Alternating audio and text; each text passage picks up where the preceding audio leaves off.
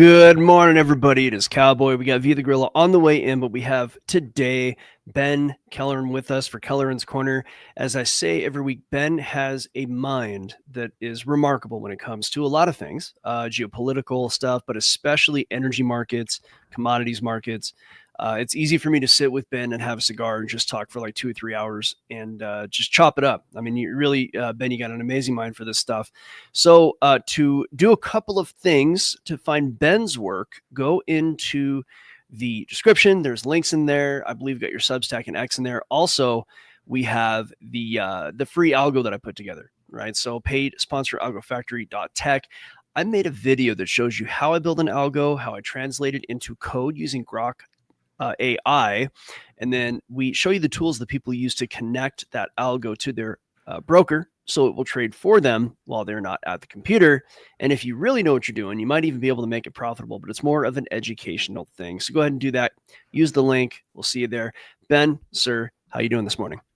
Doing pretty good. My Mariners are taking care of business. They're up 2-0 in the ALCS, so pretty excited about that. But yeah, been long suffering Mariners fan, so I don't watch much sports ball anymore, but I make an exception for playoff Mariners baseball, so we'll see where that goes, but I'm excited. Nice. We got to get some pro teams out here, but not likely anytime soon. Yeah, need a little more population for that to happen, so for sure. Sometime in the next decade or two, I bet we'll get a team, but we'll see. Well, I did see our area is like one of the top 8 like cities or economic areas in the nation from a percentage standpoint of billionaires in the population growing. So like, if a place like Dallas gets 10,000 or whatever, let's just say 1,500 millionaires, not billionaires. If a place like Dallas gets 1,500 millionaires, then it's going up by whatever percent. Let's just say 6% per year. Well, our area is going to be the same kind of percent, but with like, 100 millionaires instead of 1,500, right? Because we're a much, much smaller place. But from that percentage standpoint, we are in the top 8 for growing in that regard. So you know what? Maybe it'll ramp up. Who knows, man? Yeah, I think there's decent. I think there's reason to expect that Boise is going to continue to grow, and it's going to be a good place to be as far as kind of local economy versus some of the coastal cities and some of these other places. But we'll see.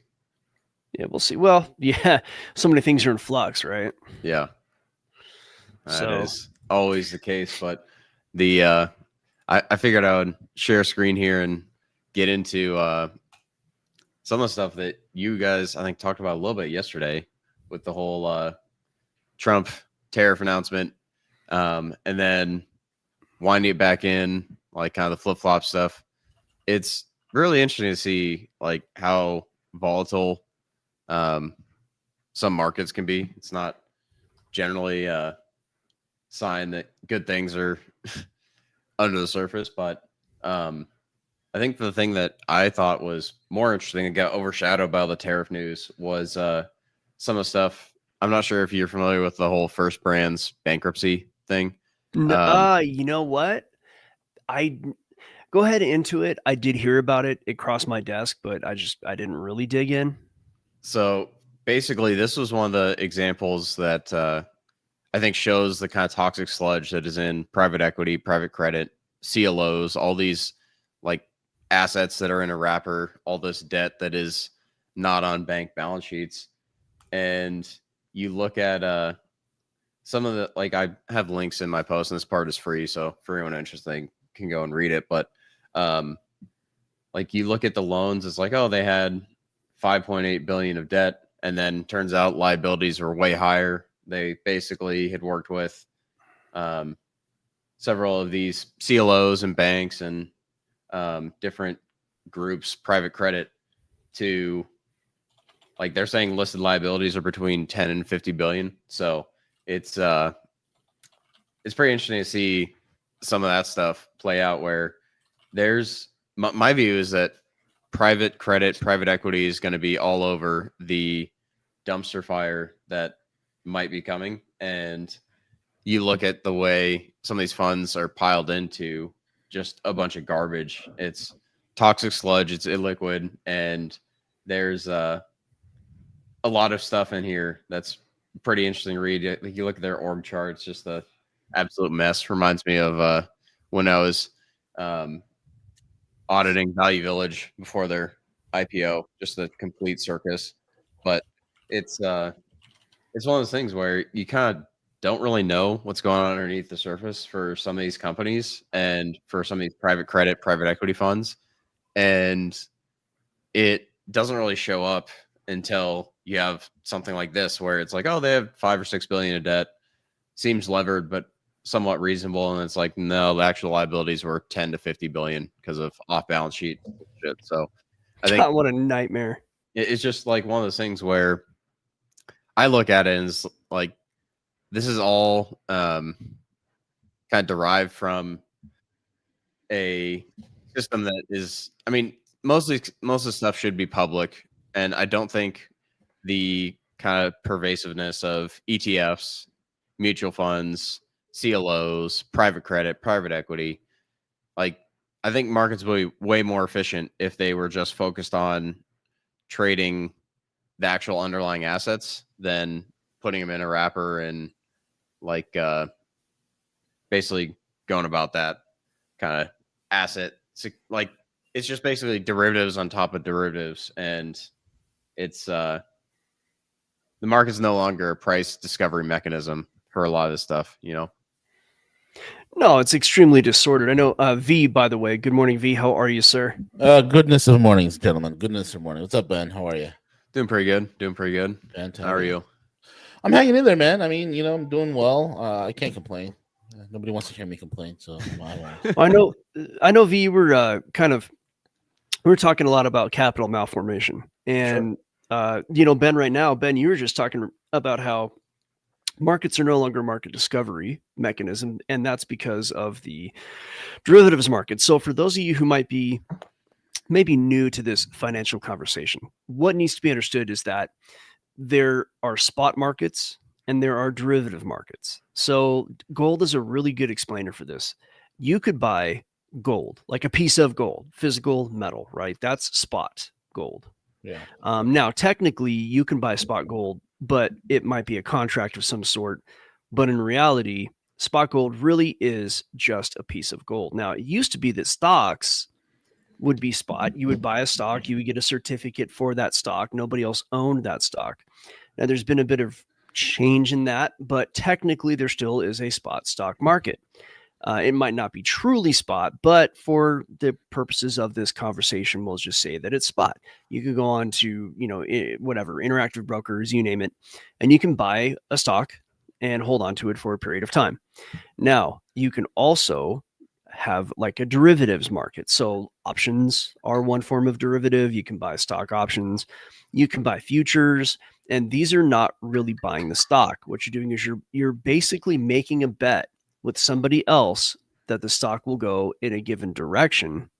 And if you win that bet with that other person, then they have to pay you as if you bought the stock, but no one's buying the stock. You're just borrowing money and somebody else is borrowing money, and you're making a bet with that person, and the stock itself does not get bought.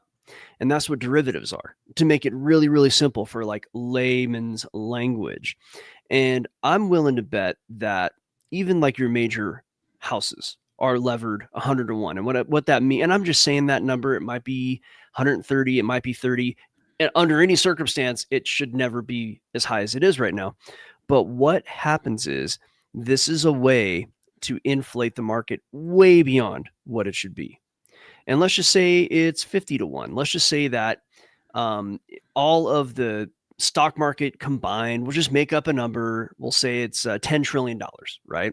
Well, at 50 to 1, what they can do is they can play debt games and they can lever it up, and, they can just inflate that market to 500 trillion because they're literally making bets with each other based on borrowing money that has nothing to do with that stock. Why is that bad? What's wrong with guys making bets? Well, it's because of the debt. Now you have all of this debt because people are borrowing money. They're borrowing money at whatever the number is, 7 to 1, 30 to 1, 50 to 1. I know in Forex it's 50 to 1, but we're not going to get too far into this. What matters is that when you have such a colossal debt structure and money moving around like that, that's a tool for the elites to move money around, right? It's a way for them to take a market that should be way smaller and make it way bigger so they can extract profit from a bunch of people. When that falls apart, it should be what was our number? A $10 trillion market that falls down to 2 trillion. But instead, it's a 500 trillion market that falls down to 2 trillion. It doesn't fall down to 20 trillion or 200 trillion. It falls to 2 trillion because when it falls apart, all the debt goes away and you're left with nothing. The other option is to continue to inflate, borrow, and then your currency is worthless, right? So that's why the markets are no longer a price discovery mechanism, because when you buy and sell things, everything's going to return to value. It's going to be worth what people want to pay. But when you have all this borrowing involved, you have what's called capital malformation. And V and Ben are probably better at explaining capital malformation than I am. So I'm going to hand it right back to you guys. Thank you for letting me land the airplane. Yeah, well, I was also going to add too, it's not just that, like, there's a lot of debt in the system. And I mean, we saw that with the whole crypto liquidations. Like, there was one guy, like, people were talking about what was happening on Friday and the volatility and some of these shit coins getting rugged like more than 50%. And apparently someone had like 30 million and got completely wiped. And when you have, like, I understand that's probably how they got rich, is like leverage in crypto and all that. Sure. But there's got to be a number where it's just like, look, man, you take a bunch off the table and you get to the Fortress of Solitude. I'm sure you guys have seen that clip, but it's like, okay, eventually it's just the number once you have like the material needs satisfied, right?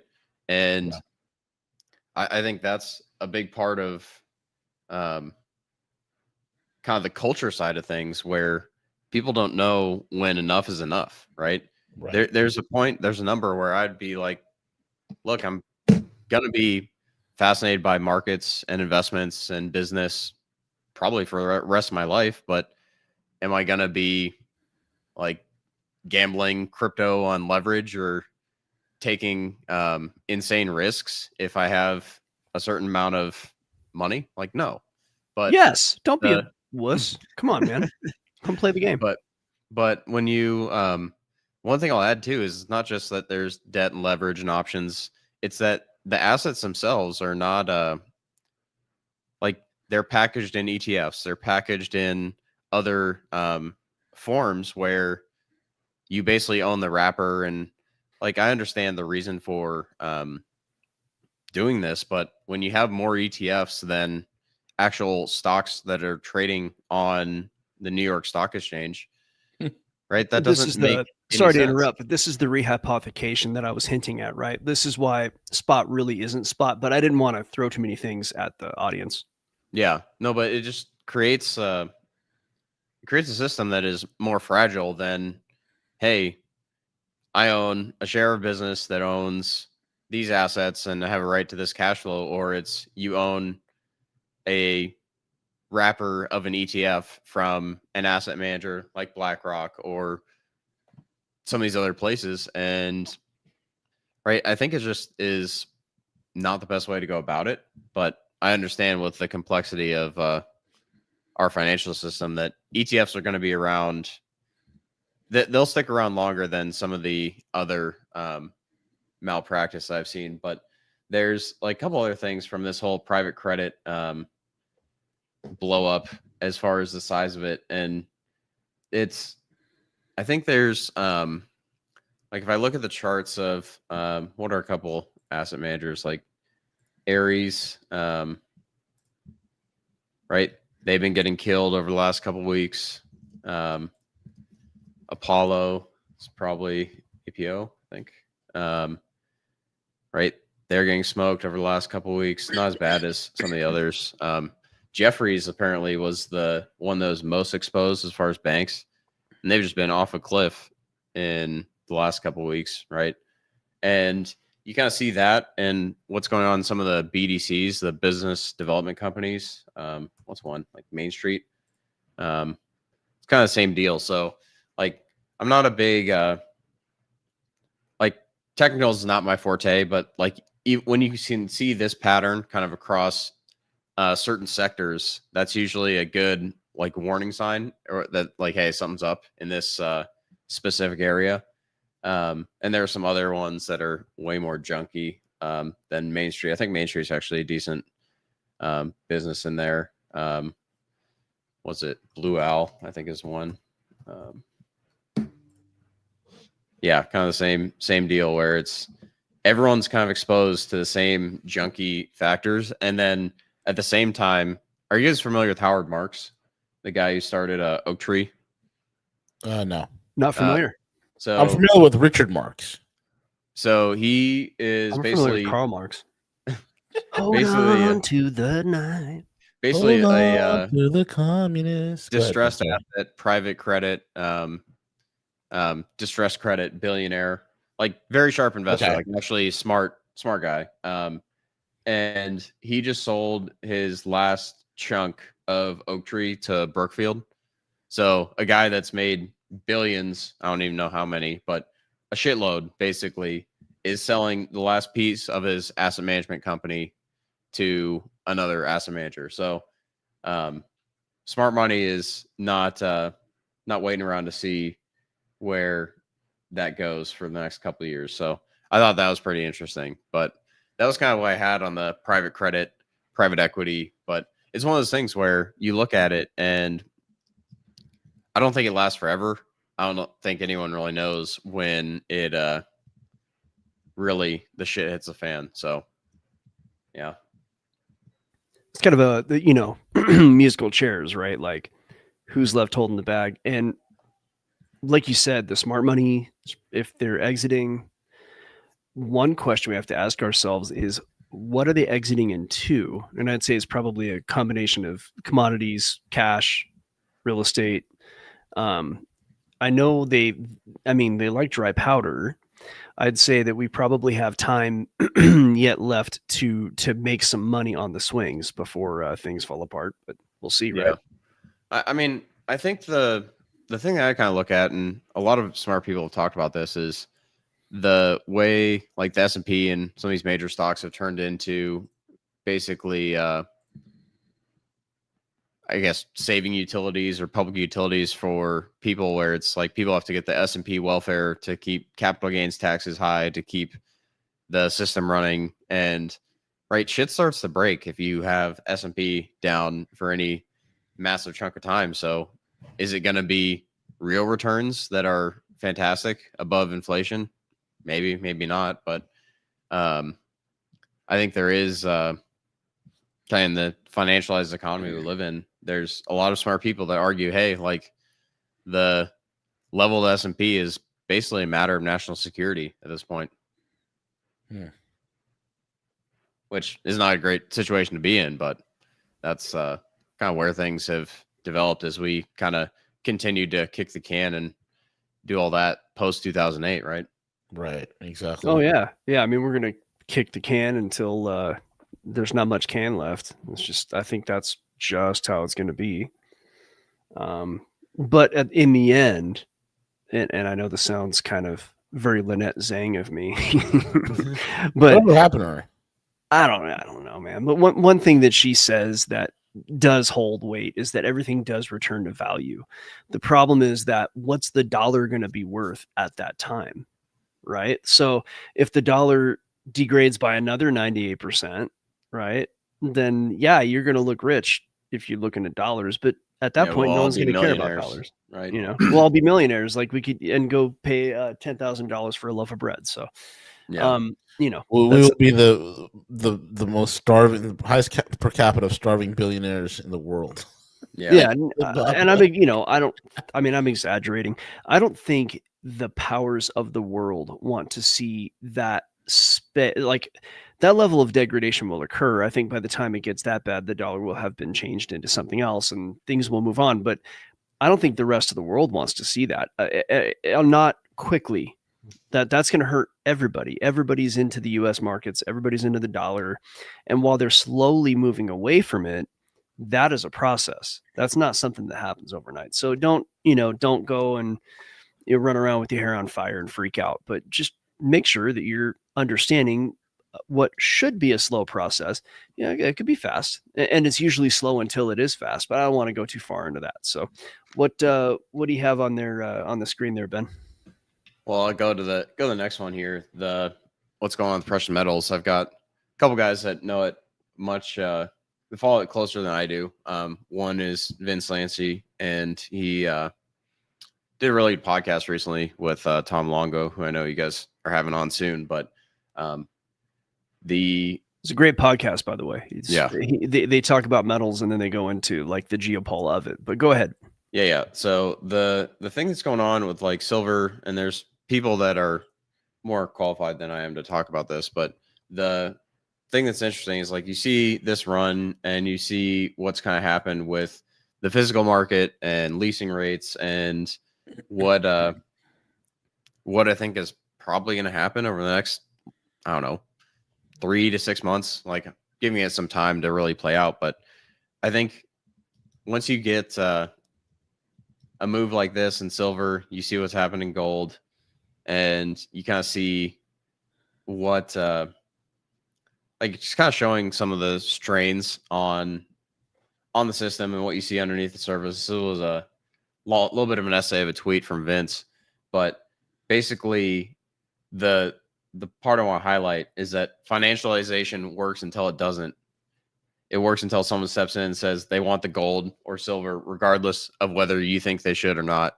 Right? That's a real risk, and that's right. Eventually, they won't be able to kick the can. It's kind of what he's pointing out. So, like that's one of the things I think is really interesting is with all these other markets like S&P and NASDAQ, all these different things near all-time highs, gold and silver are basically telling you, hey, something is maybe different this time. And I was talking, I recorded a podcast yesterday with a friend of mine who's longtime private investigator, like very sharp guy. And he's super bowled up on precious metals and the miners right now. But he kind of pointed out like, hey, like saying it's different this time is dangerous, obviously. But I think there are certain things that are potentially pointing to this time being different than previous cycles as far as precious metals are concerned. Yeah. What do you think? Is that too early? Is that buying the local top as far as where it's like, oh yeah, it's run up what $700 an ounce in the last 2 months, and it's due for a $500 pullback? Or you guys think gold? I mean, keep marching. V's better placed to talk about this than I am, but I keep things really simple with physical. I think physical gold, we like to do what the rich do, right? Do what the smart money does. And what the smart money does, aside from a little bit of trading, is they look at gold as a way to go neutral. They're not looking at gold as a way to make money. Gold is a safe haven over time. So they just buy gold to get out of markets, not to get into profits. So the way I look at gold is more, and silver, is it's an insurance policy. And dollar cost averaging into physical, if you don't have a whole bunch of capital to just throw into it, then what I would do, and this is not a recommendation or investment advice, is just to dollar cost average into it. And sure, it's after premiums over $60 an ounce at your local, cash and carry. So what? You know what I mean? I just, on everything I'm seeing, is I don't think the uptrend is going to stop. I think you'll get pullbacks, but I think the pullbacks will be eaten up rather quickly. That's my thought. But V, like I said, V, you are boots on the ground. So I'd rather listen to V before you listen to me, right? On this one. All right. So this is what's happening in the larger gold market. And people think the U.S. is a big gold market. It isn't. I mean, the U.S. is a pimple on an elephant's ass when it compares to the actual gold buying that occurs in the East. I'll tell everybody this. Right now, a lot of clientele, a lot of people that I'm working with, we are seeing already 8-week waits for large orders of silver, large orders of gold. I'm talking about 12. I'm talking about like 8-figure orders, approaching close to 9 figures. And it's quite a wait. And they're willing to pay the premium. this is not like any other else. This is not like we're not in a place where, oh yeah, you know what, I'm going to sidestep, take profit, and get back in, This is a paradigm shift we're all seeing. This time around, the world has woken up to the fact that the United States is a drunken sailor that spends its money very foolishly, like a sailor on shore leave, so to speak, right? So there's nothing about where we are right now in this point of history that's normal in the sense of, oh, this is just another market cycle. Where we are right now in history is what rhymes perfectly with complete economic paradigm shifts, resetting of the world reserve currency, a new trade zone emerging. We are at the forefront of seeing a lot of the institutions that we've relied upon since Bretton Woods being shredded, and the legitimacy and the veracity of these institutions as well being absolutely eviscerated and tossed off to the dustbins. The Chinese, the Russians, many countries in Asia have had it. And so as well as countries in the Middle East and as well as in Africa have had it with the United States, have had it with the unipolar world. And gold has always been the very mechanism on which this entire new global reordering is going to be done. I predicted many years ago that the West will do nothing but move into cryptos and digital assets and propagate that as, oh, yeah, this is going to be the greatest thing for us, while the more serious countries that have real physical economies will leverage itself on gold and silver. And we're seeing this bifurcation happening globally. So do I see a pullback happening? Well, I'll tell everybody this. Back in January in Algo Factory, I made news to everybody that, hey, buy, and I said it again in January, I said it again in the springtime, probably around April or May, and I said that by the fall, going into winter, we're going to be above 4,000. We're going to be testing the $5,000 an ounce limit for gold, and hell, sure as hell, you know what? We did it. Gold went as high as 4,800 before the pullback. Now, I said that going into the new year, we're going to be above 5,000.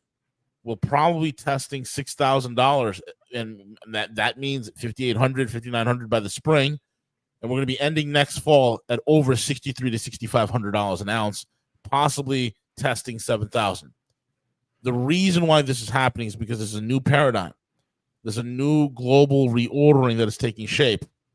People realizing that the LBMA is broken. It's failed.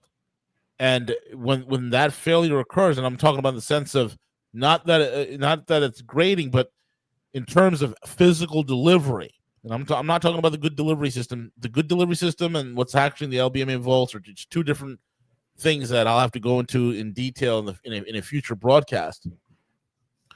But when we talk about COMEX, when we talk about like COMEX and LBMA, they're both are like, hey, you know what? They're the cat's out of the bag. Even though they're not admitting to it, there's not enough physical within their control to allocate to the demand of newer and newer purchases. It just doesn't exist. So I've never seen this before. I've never seen moves like this. Will there be a pullback? Possibly, but I don't see it going below 3,800 if there is. Right? It's the march up. Any dips are going to get bought. That's the thing. It's like, because I'll tell you right now, do you want to go? Exactly. Do you want to go and like, okay, I've got $10,000. Say just random number. I've got $10,000 to buy, and I want to buy gold. Like, do you go and buy 10,000 all at once up here? Like, no. Well, no, but if you can wait 2 years, like you're probably not going to be pissed about like a detour to 3,900 or 3,800 and then like going up to 6,000, right? So it really just depends on like how patient are you. But again, like I think there's certain times where you kind of look at a certain asset or asset class and it's like, yeah, you'll probably get a better chance, a better entry at some point. Because no matter what it is, even if it is a complete shift where this time is different, right? No market goes up in a straight line. So there's always pullbacks, always chances. And that's where I think we'll see how long it takes. But I don't think the run is over long term, but even stuff like platinum, which I keep harping on, is I think it's still a layup here, even though it's been flying since the spring. But it's one of those things where I think it's going to catch up, and the actual industrial case for it is really good, aside from it being, I think, a precious metal and like even more rare than gold. So it well, there was that Weimar thing. That is correct, John. The that was a, I think, case that if US goes Weimar style as like the world reserve currency, we've got bigger problems than worrying about markets. But that's kind of one of those things where you see where money's flowing, and it's just, I think, just starting to show like, hey, real amounts of money are trying to go into these markets that are relatively small compared to bond and equity markets. And that's why the price almost has to go up. And I think oil and that's the only place right now that is not joining the so-called debasement trade. I don't know if you guys have been hearing this in some of the podcasts that you guys listen to or whatnot, but there's been a bunch of talk about the debasement trade in the last couple of weeks, just like the same way during the tariff tantrum stuff in April, everyone was all of a sudden talking about end of U.S. exceptionalism.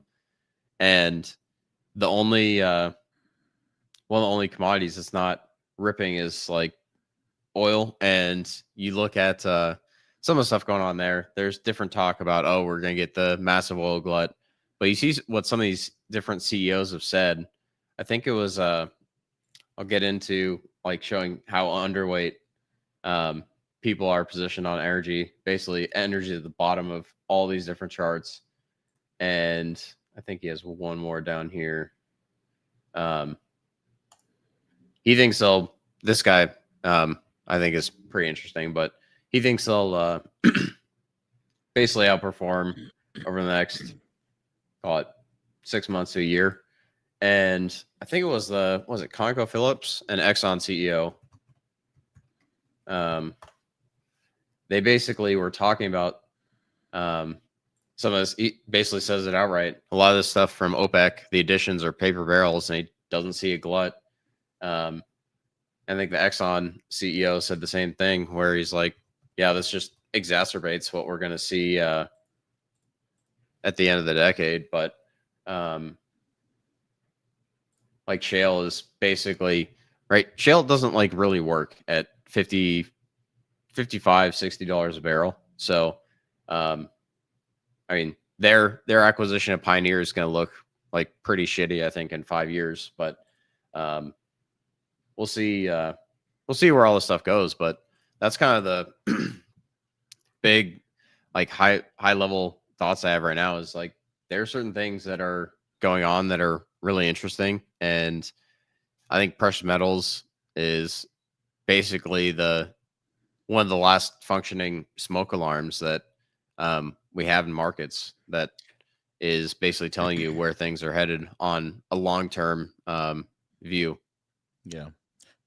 And not only that, it's this time around, it's a smoke alarm, but it's also the exit ramp, and it's also the foundation, all at the same time. Which in the past, it's always been a smoke alarm, right? Especially the last 100 years. Now it's the exit ramp, and it's the foundation. It's the exit ramp to a new paradigm, and it's the foundation on which a new financial system is being built. And that's why it's like this time is different. When I'm having 8-week waits to fill all orders, I'm like, what the hell's going on here? And people are willing to pay a premium above, 3, 4, 5% over spot plus delivery fees. It's getting insane, guys.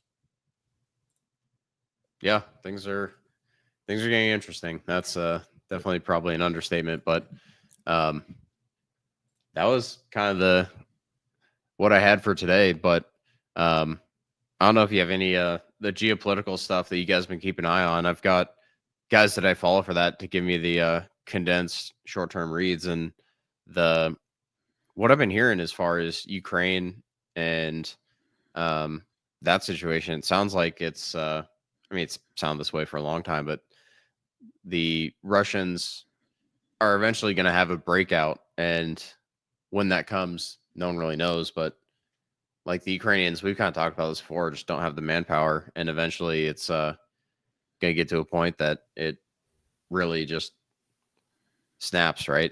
They've been kind of holding the line for now, but we'll see. So Mark Rutte, if that's how you say his name, he's like he's the head of NATO. I think he's Dutch. And his comment was, well, Ukraine is not losing. Their front line is moving backwards towards Kiev, though. So like the mental gymnastics are the mental gymnastics are. And what's Mark Rutte's education expertise? I'm willing to bet. Okay, I was going to say drama. Yeah, well, close enough. Yeah, philosophy. Not Actually, I like philosophy, but I don't think it has anything to do with what he's talking about.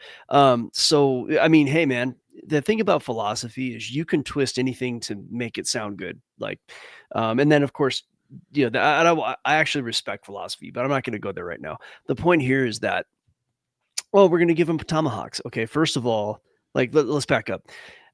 Trump said, or somebody said, that we'll give Ukraine Tomahawk missiles. This was like 2-3 weeks ago. And one of the important things about Tomahawk missiles that we need to understand is that they can be nuclear tipped. So if a Tomahawk missile were to be fired from quote unquote Ukraine into Russia, then they might have to respond as if it were a nuclear threat. Now, it won't be Ukraine. We've talked about this on the show numerous times. In order to pilot, if you will, or control or aim or do any of the telemetry or operate a Tomahawk in any way, it requires a lot of training. And that's just not going to happen by any Ukrainian hands. It's going to be the US shooting that off. And Russia's going to know that too. Secondly, it takes a long time to actually build those launchers and all the facilities needed to actually do that. You know, we're not going to give Ukraine a submarine and launch it from the sea. Like, they're going to have to build that structure. So the whole thing takes a long time. You're talking about months, like maybe even years. So we're saying we're going to give them Tomahawks, but it's probably not going to happen. And by the time that we could even make them operational, you know, this whole thing will probably be over anyway. I think Velas said it pretty well some time ago that, look, Ukraine's going to wind down. Europe is essentially done. They can't afford to push Ukraine. You know, Trump said, okay, we'll sell. You know, you can use European money to buy the weapons that we give to Ukraine. Europe doesn't have any money. So Ukraine is going to degenerate into Russia calling the shots. It pretty much already has. And I feel terrible for the Ukrainians' families who have lost their sons and probably daughters. And at this point, losing their grandfathers because they're bringing people into fight who are like 60. You know, it's done over there. They've lost 5 armies. There needs to be an end to it, but I don't think that Russia wants it to end per se. Russia doesn't want a ceasefire, and wisely so. They just know that, like, that's going to give them another few years to rearm. When and this is a point that Tom Luongo makes, is that under Merkel, the Minsk II agreement, Merkel, whatever, under the, you know, freaking, you know what I mean, whatever, under Merkel supposedly actually was not as, like, I don't want to get too far into Merkel, but the Minsk II agreement was such that Ukraine was the only country bound by Minsk II, and they were not to fight anymore. And that's just the very short version of what Minsk II was. It's more complex than that, but that's what needs to be understood. Russia was not bound by that agreement in any way. However, during the time that Ukraine, you know, was bound by this, they continued to slaughter ethnic Russians in the Donbass. Not that there's any major difference between ethnic Russians and ethnic Ukrainians. They're brothers, really. But they were killing people by the tens of thousands, 20,000 supposedly, in the Donbass in very brutal ways. And V and I have a friend who was there at that time, and it apparently was extremely brutal. I heard some terrible stories. And during this continued slaughter, the Russians had just had enough. And they knew that the Russians knew it was coming. They knew what the goals of Europe are. And for whatever reason, Europe and the neocons have this, like, bloodthirst to take over Russia and take over the natural resources. And it's just not going to happen. And so the new regime here in the US seems to understand that. Europe doesn't seem to understand that. But what I think might be the case. And V, this is where you might be able to kind of chime in here. And of course, chime in anytime. But I think Europe might know that they couldn't do it. They don't have the manpower, the capability. However, Europe might be able to use all of this as an excuse to extract money through their own military buildup. That's what I think's going on. Yeah, it's another grift. That's all it is. You know, these assholes, they have no stomach for a real confrontation or war, especially that a Russian hypersonic could vaporize their cities in seconds. So it's another grift, especially now that they've been knocked off the euro dollar. This is what they have left. They don't have any money. They have no money, and they can't fund their little welfare state. And and this is what they're facing. I wish I could find that video of the NATO troops doing their dance. So that was too many weeks ago to search through the messages. And we've talked about this militarily, and you hear all these silly things about, NATO has, 3 million people, and they have all these like carriers, and that's all bullshit. I picked that right apart. First of all, if there really was a conflict with Russia, between Russia and NATO, the carriers would be sunk to the bottom of the ocean within 20 minutes. The hypersonics, even with conventional weapons, they could just use their energy weapons like they did with the SS Donald Cuck, and just simply render it a piece of floating metal, like they did in 2017, and no one wants to talk about.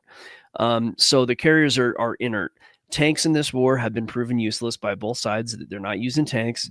This war has been fought mostly, from what I understand, with drones and artillery. And Russia makes a shitload of both. I believe Russia has artillery stored enough for decades as far as the shells are concerned. And they make a lot of drones, and I imagine they're using Chinese drones. I also believe Ukraine makes a fair amount of drones, and I imagine a lot of those are Chinese. So whatever the case may be, though, all of these, like, the U.S. has these, jets. Okay, we talk enough about the U.S. fighter jets and what the problems are with that. But, let's briefly dive into that. V, can you tell everybody what you told me about what the U.S. and Russia learned when they were fighting together in Syria about the fighter jets? Oh, yeah. The U.S. was dumbstruck, right? One of my clients, I'll give you background real quick on this. One of my clients was part of the Navy, and when he was in the Navy, he was part of the procurement department for the United States Navy, specifically with the F-35C. And he was mortified at the fact that every hour the stupid plane was in the air, it's almost like 60, 70, 80 hours in maintenance, right? Almost 90 hours sometimes, depending on whatever sortie that the plane flew and for how long. So in Russia, they understand this. They understand that there's a type of recipe when it comes to creating aircraft. You make them too high tech, you increase the maintenance and downtime. You increase the things that can go wrong. So their aircraft are high tech where it counts, weapon systems, right? But they're low tech in terms of propulsions, in terms of everything else, so that it's easily serviceable. So during the Syrian war, Western observers were absolutely dumbstruck at the rapid rate of sorties that the Russian Air Force were flying. They were flying sorties at literally 10 times the rate of what you would see the U.S. do. It was incredible.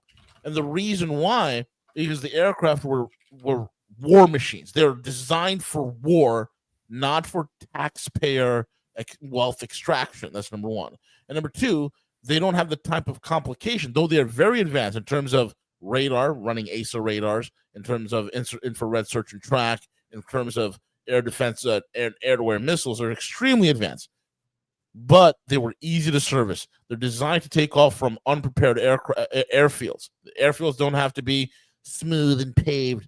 Russian aircraft are designed. Every MiG, every Sukhoi, every Yak, every Frogger, every single one of these aircraft manufacturers, they are all designed to take or land their airplanes and take off their aircraft from unprepared runways.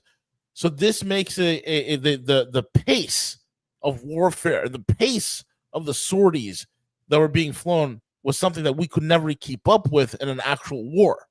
So that's number one. Number two, because their aircraft are much more easy to maintain, parts are readily available, and they're a manufacturing economy, unlike us, where we're all about, it's all about the whatever a stock does on Wall Street. That's the most important thing for our economy. They're able to have a plethora of parts available. We don't have that. That's why we have the aircraft boneyard. if something goes wrong, let's go scour the aircraft boneyard in somewhere in Arizona where you can find a specific part for a plane.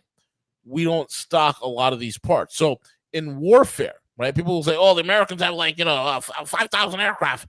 Yeah, but at maybe 15 to 20% of them are possibly fieldable at any given moment. And out of that 15 to 20% of that, which is fieldable, 10% are immediately fieldable, meaning they're ready to go. They're not waiting on parts. They're not on downtime or whatnot. So that's the reality of it. These are the logistics. People are just talking numbers like a bunch of these kids on the internet. NATO's got 5 million troops, blah, blah, blah, blah, blah. NATO would literally last about 8 to 10 days in a conventional war against the Russians.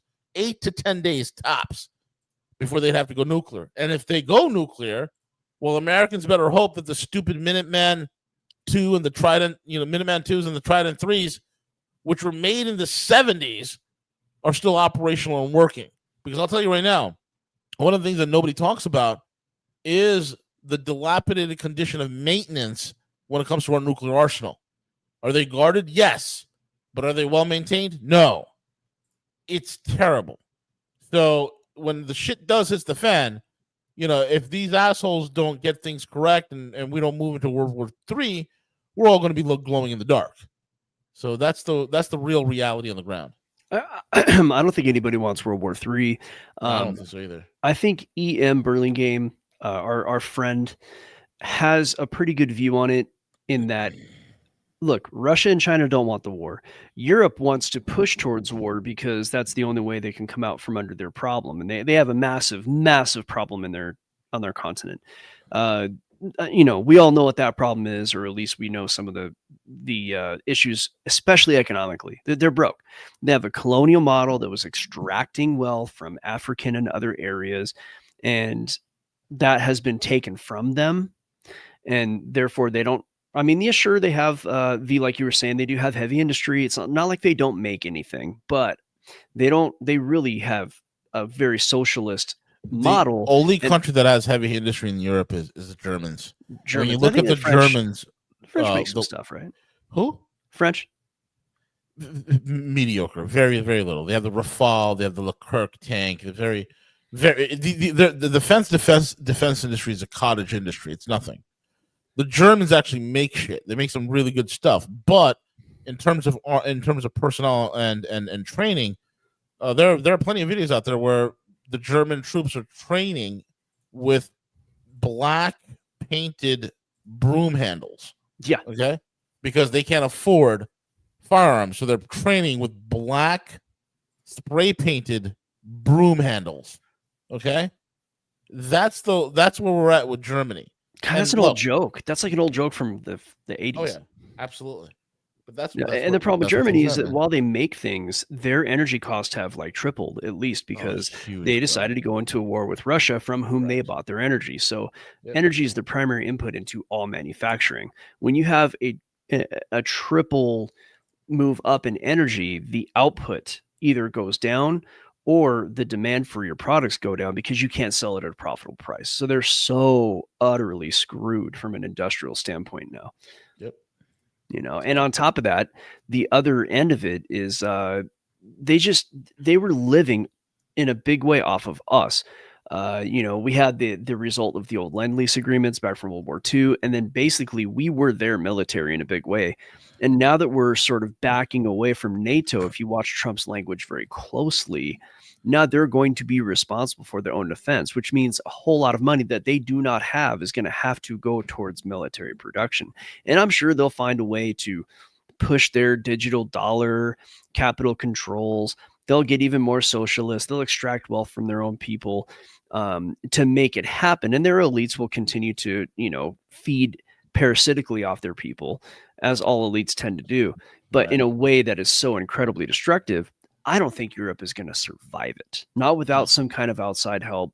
But yeah, I think a militarization of Europe at this point is probably nominal, and it's going to be a grift because they don't have the money to do it. I mean, they don't have the money or the manpower, or go down the list, right? Right. But they don't, and who's going to fight for what has been happening to those countries, right? That's the thing. It's like you're not going to get the recent arrivals to go fight and die in Ukraine. The African migrants are ready. They're Yeah. ready to fight. Yeah, yeah, I mean, right. They're ready to take over, man. They'll give them the But- weapons to go fight Russia, and they'll turn those weapons right back on the round or on the people who gave it to them. Absolutely. Yeah, so the that's another EM thing. You know, the native sons are the ones who will fight. yeah, and I don't think you'd get people on board to fight unless their like country is actually being threatened, right? Not to go fight in someone else's country, you know. And I think that's kind of the same is true here in the U.S. But that's one of the things. This is not like a topic that we have time for today, but the whole generational divide thing that I think is really interesting. And you see different attitudes on a bunch of topics. And I think it's going to continue to accelerate as some of these narratives shift as younger generations kind of gain more influence. And you see it some spots on social media, but it's one of those topics where I think the sooner some of the stuff happens, the better. But I think when it starts to happen, the world's going to start to change pretty quickly. So, yeah, and you know, here at Rogue, we have ways of helping people to kind of gear up for that, and we're not making any investment advice or recommendations, but we've been right about a lot of stuff, and Rogue has been right since even before I've been involved with Rogue, and that's basically V. You know, it's like 100%. As far as where we're going, the kinds of things that we do to protect ourselves, it's getting a little funky, man. And there's a lot of ways to deal with it. And that's, I hate to always go into that prepper conversation, but I will say, according to some knowledgeable people, being able to survive 90 days, if something really does happen, that seems to be the key numbers at 90 days of survival. So enough cash and food and water and preps and all that. But aside from that, V, you know, maybe we can end it with that kind of just what do you think is not a recommendation for anybody, but wise to do in the next like 6 months? If you had 6 months and you only made like $6,000 a month or whatever, Buy and you had a silver. mortgage, like what would you do to protect yourself? Buy silver. Well, there you go. Buy physical silver. I think Yeah, that's what you would do. He's not telling you what to do, but that's what V That's would what I would do. Yeah. I'd buy 1 ounce every week. I remember being a broke college kid. I remember every week I'd buy 1 ounce of silver. Well, I think the thing about silver that's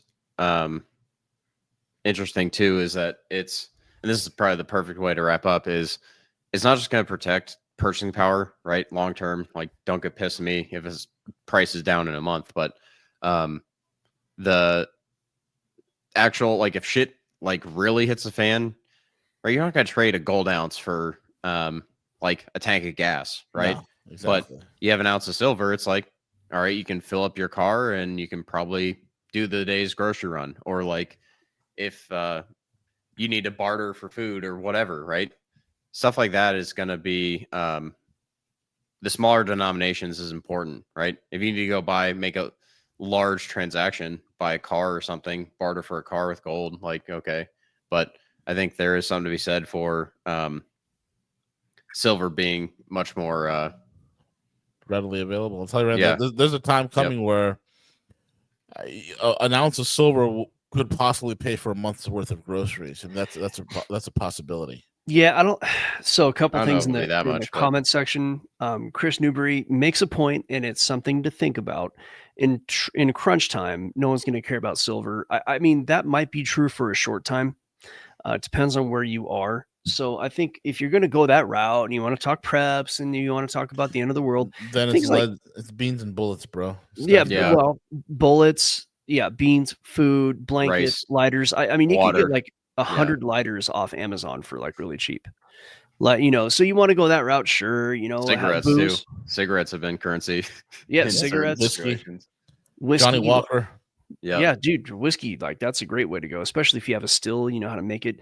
But, you know, I mean, we're talking, that's extreme crunch. I think just being able to survive that time. And I don't think we're going to go to that. And you always want to be prepared for that. But if we just kind of go into a little bit of a crunch, I think silver is extremely wise because regardless of anything.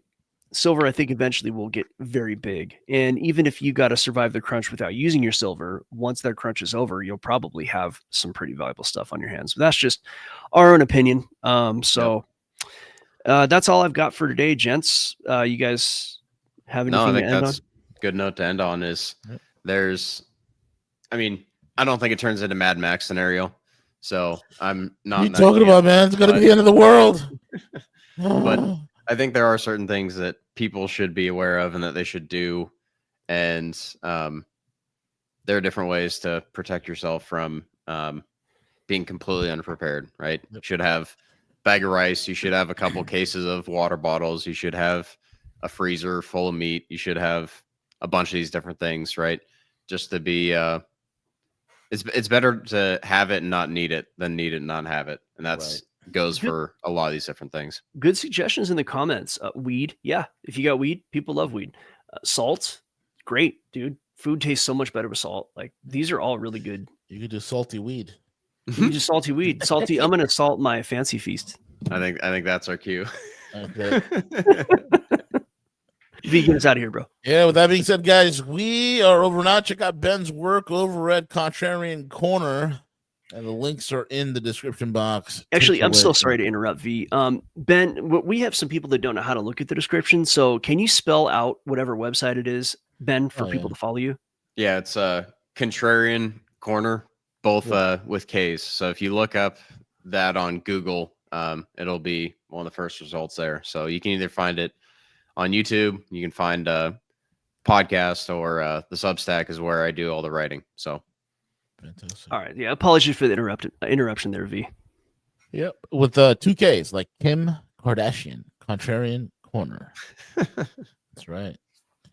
Ben is the man who's following all the bubble butts of the economy. That's right.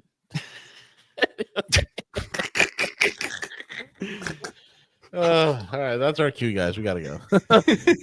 Peace out, everyone. Cheers. have a good one.